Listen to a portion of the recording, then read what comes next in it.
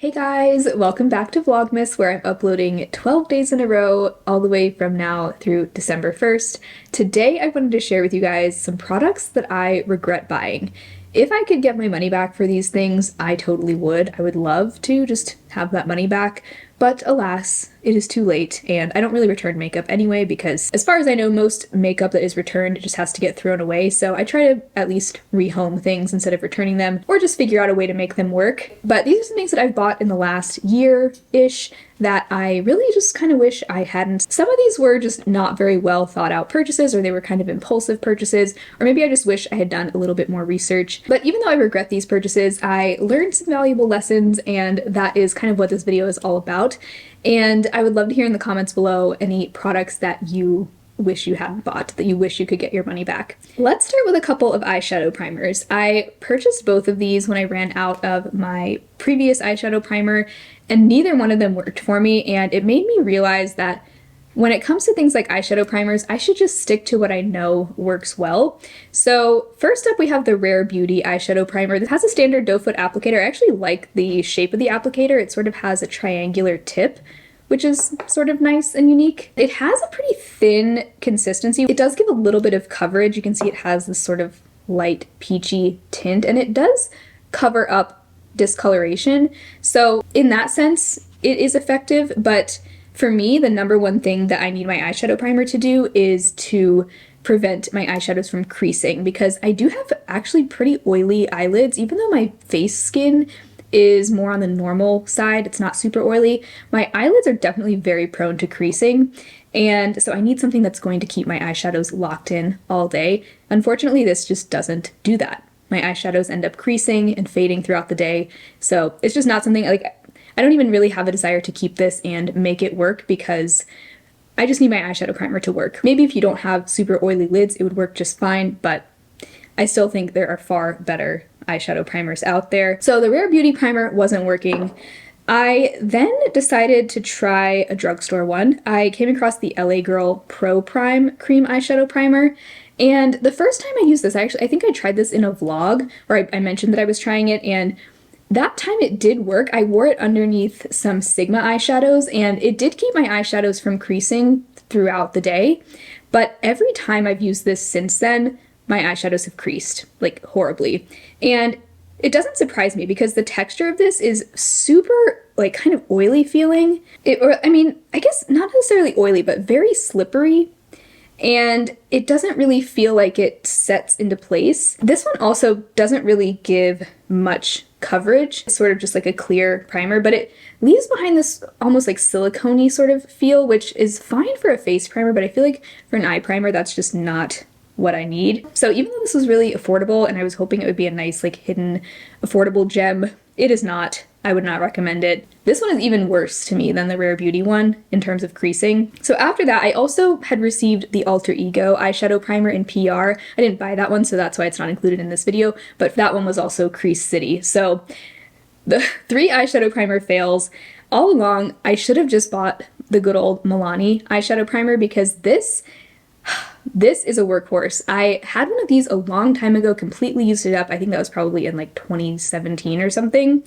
And it had been a while. I loved it back then, and I'm really happy to have it again now because it just works. Like, it just does its job, and that's what I need it to do. This is one of those eyeshadow primers that actually does set down on my lids. Like, I give it about 30 seconds. I'll, like, fill in my brows while I wait for this to set. And it does set down to, like, a sort of powdery finish. My eyeshadows go on really nicely on top of it, and most importantly, it keeps them from creasing and fading. So the lesson here is that when it comes to something like this, from now on, I'm just gonna stick to the products that I know work for me rather than trying something new just for the fun of it. Because I wasted, like, what, about $25 total with both of these when I could have just bought the $8 Milani primer. That is the lesson learned there, but also if you're looking for a good eyeshadow primer, I really do think this is just as good as Urban Decay Primer Potion. I also really like the CoverGirl Lid Lockup eyeshadow primer. That one also was amazing. I never had creasing with that one either, but I didn't love the packaging. I much prefer a squeeze tube, so this will be my go-to from now on. I mean, it'll take me probably like 2 years to use this up, but when I run out of this, I'm probably just going to get this one again because I don't want to waste any more money on eyeshadow primers that don't work. Another product I regret buying, I bought this somewhat recently and I kind of just wish I had skipped it. This is the Makeup Revolution Super Dewy Liquid Blush in the shade You Got Me Blushing. I've actually already put this into my declutter bin because I just don't see myself using this. I guess I didn't realize until I bought this product that I don't really care for liquid blushes that are in this type of packaging, mainly because, especially with this shade, this is a very pigmented blush, so you only need a little bit, and I often just end up squeezing out too much. So I would much prefer something like the NYX Sweet Cheeks blush, which has a doe foot applicator, so it's just a lot easier to control the product and how much you're getting. But the thing about this is that it's just too pigmented for me. I don't need a super pigmented blush. I really prefer something that's more sheer and buildable. I mean, I want some pigmentation, obviously, but I don't need something that is just like fully pigmented right off the bat. This is a really pretty color though. It's a nice rosy shade, but I already have a cream blush from Milani that is a very similar shade. It's in the shade Nude Kiss, and that one really fits the description of buildable as opposed to super, super pigmented like this one. So this one I just found really hard to not get clown cheeks with, and it also was a little bit patchy.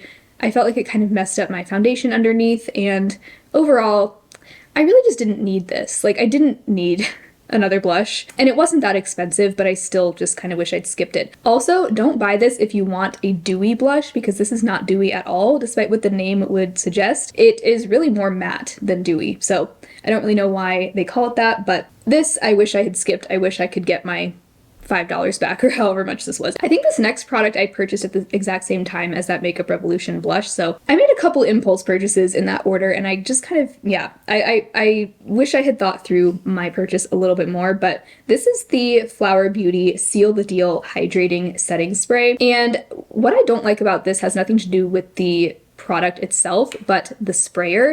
This sprayer, it is impossible, no matter how far from my face I hold this, it's impossible not to get big droplets on my face. And normally I would just tap those out with either my finger or a sponge, but when I do that with this, it completely removes the foundation underneath and I'm left with like this weird bare spot on my face. So I like the effect that it gives otherwise. It really is everything that I look for in a setting spray. It gives a little bit of glow, but it's not an oily sort of glow, and it also feels like it helps to set my makeup into place. So I don't know, I mean, I kind of hope I just got a dud and that, you know, if anyone else buys this, hopefully they have a better experience, but I just find with the sprayer it's like almost not even worth using. And I could definitely decant this into another bottle, but when I bought this, I also bought another setting spray at the same time, and that one I was much happier with. It's the Revolution Calming Fixing Spray.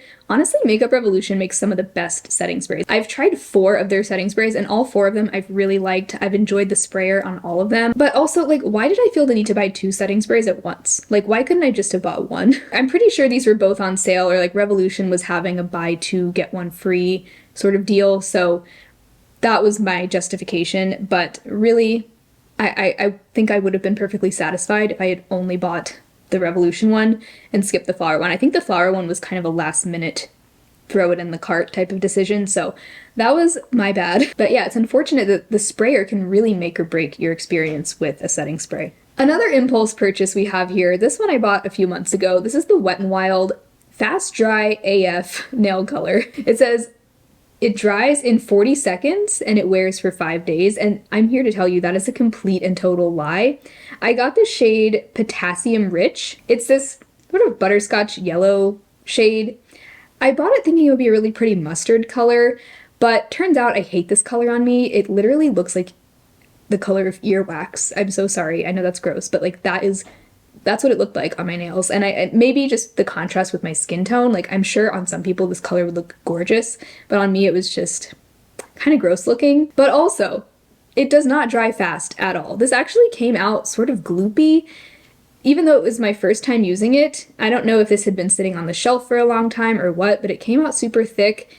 It took forever to dry. I ended up still like messing up the nail polish before it fully dried, which I hate when that happens. It also had like little bubbles in it, which usually happens with nail polishes that are like too old. So I don't know if maybe this is just expired or what, but I would stay away. This is the first Wet n Wild nail polish I've bought in a very long time, but I used to love the Mega Last nail polishes from Wet n Wild. Do they still make those? And they had another fast drying nail polish that I had in like a navy blue shade that I really liked. Yeah, it seems like they've gone a bit downhill with their nail polishes. At least this line I would not recommend, the Fast Dry AF. Something I bought last year, and I mostly just bought it to try it out.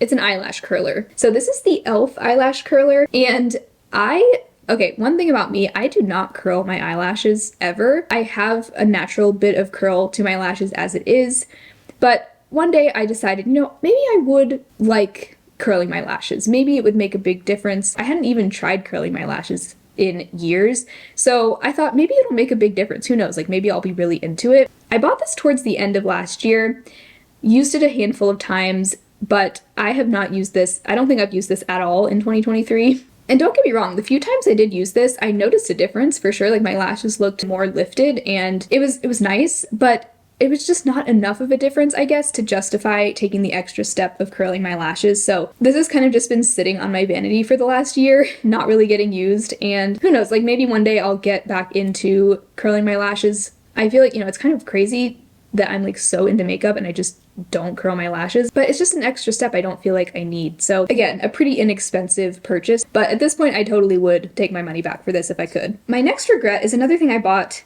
like towards the end of last year. It's the About Face Blush Balm. What I specifically regret about this is the shade. I bought this at the height of like the bubblegum pink blush trend. I guess I was having a little bit of FOMO over, you know, all these people online I saw just totally rocking this color of blush. But what I've learned is that I just don't like these really cool toned pinks on my skin tone. They're just not flattering.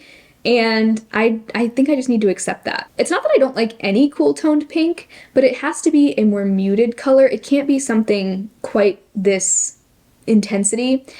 I have to say though, I do really like and recommend this blush formula. It's an interesting type of cream blush. It's almost like a cream to powder. It has like a sort of silicone texture to it, and it does give a matte finish. So I do think it's nice for a matte cream blush, but I just wish I'd gotten a different shade, I guess is what I'm saying, because I do enjoy the blush itself. I just have learned I don't like this color on me. And really, like, the lesson here is that just because something is trendy doesn't mean that it's for everyone, you know? Then again, I guess if I hadn't bought this, then I might not have even discovered that I don't like this color on me. But if I were to go back in time, I would definitely have selected a different shade. The other thing I've noticed is that sometimes, like, when I'm looking at a shade range of blushes, for example, I'm way more likely to pick a color that I think I don't already have in my collection, something that I feel like is going to fill in a gap in my makeup collection, so to speak. But a lot of the times when I do that, I come to find that there's a reason why I don't have much of that color in my collection, and it's probably because it's just not a color that I like on myself,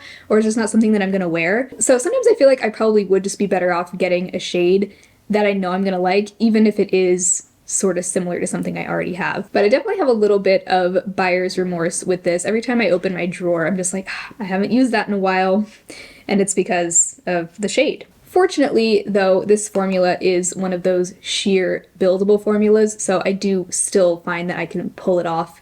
And, you know, there are some looks where I do enjoy a pink blush. I think I'll probably have fun with this around like Valentine's Day, because I do really like pink makeup that time of year, but otherwise it just doesn't get a whole lot of use. The last product I regret buying is actually a hair tool, and this is the Conair Waver. So it's one of those like clamp style wavers. I bought this last year, and I use a lot of different tools from Conair. I use their hair dryer, their straightener, their regular curling iron, and I have always had really good luck with Conair hair tools. But the thing about this is, even though it does give my hair some nice wave, that I really do like that look, this in particular makes my hair look super frizzy and just kind of dry. And I've heard that that is a thing, especially with more inexpensive wavers. So I kind of just wish I would have waited and gotten a slightly nicer one. But then again, I've always been so loyal to Conair, and online, like, the reviews seemed pretty good, so I went for it. And I think it was only like $25, so not a huge investment, but I kind of just wish I would have waited, maybe gotten like a $50 waver or something a little bit nicer. So I would not recommend this one if you're on the hunt for a waver. If any of you have tried any wavers that you like that don't give you a super frizzy look, let me know, because I'm definitely in the market for a different one. This one was just kind of disappointing. But it's always interesting for me to take a look at the products that I've regretted purchasing, and add up the cost of all of them to see how much money I could have saved if I'd skipped these. I will calculate that number and put it on the screen here. At the same time, you know, we learned some valuable lessons here, and sometimes you can even make the most carefully thought out purchase and still end up regretting buying that product, because even if it had amazing reviews and it sounded like something that you would really like, sometimes things just don't work the same for everyone. So let me know in the comments if you have regretted any purchases that you've made recently. I would love to hear, so maybe we can all, you know, warn each other of products that we should avoid. But thank you guys so much for hanging out with me today. I hope you had fun. If you did, be sure to give the video a thumbs up and subscribe, and I will see you tomorrow for my next video. Bye.